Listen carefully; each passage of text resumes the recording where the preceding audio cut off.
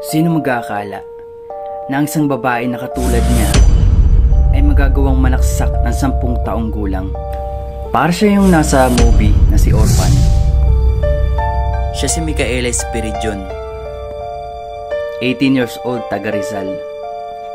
Ayon sa balita, talagang pinuntirya niya yung bata, sinempuhan niyang walang tao. Inabangan niya, kaya nung nakuha niya na yung pagkakataon, sinugod niya yung bata at pinagsasaksak ng higit 20 saksak.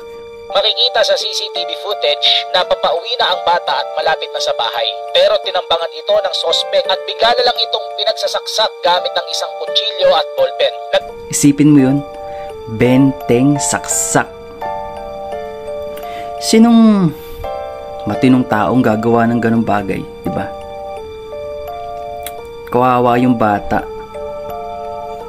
Walang kaalam-alam. Tas bigla na lang sasaksakin. Kung makikita nyo yung footage ng video, nakakaawa yung bata kasi walang kalaban-laban.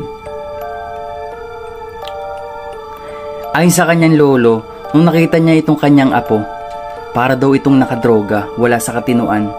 Lumutang ang isang pruweba. Nakita ko yung kanyang mata at saka yung kilos niya pananalita. Nakadroga. Nakakaawa yung lolo niya.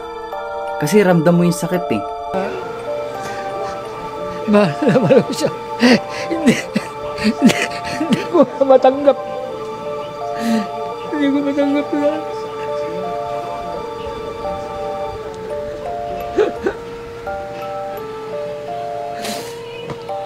Siyempre, siya yung nagpalaki dun sa bata. Ito yung masaklap na katotohanan. Yung taong pinalaki mo, iningatan mo, tapos biglang mapapariwara.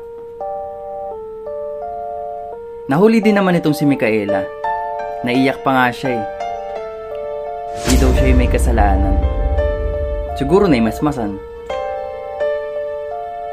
Kaya na-realize niya na mali yung ginawa niya.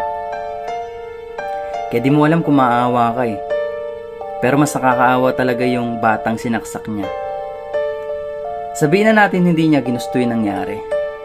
Pero hindi na ito mabubura yung katotohanan at kasalanan ginawa niya. Kaya kailangan niyo itong panagutan. Kung ikaw yung magulang ng bata, mapapatawad mo pa kaya si Micaela?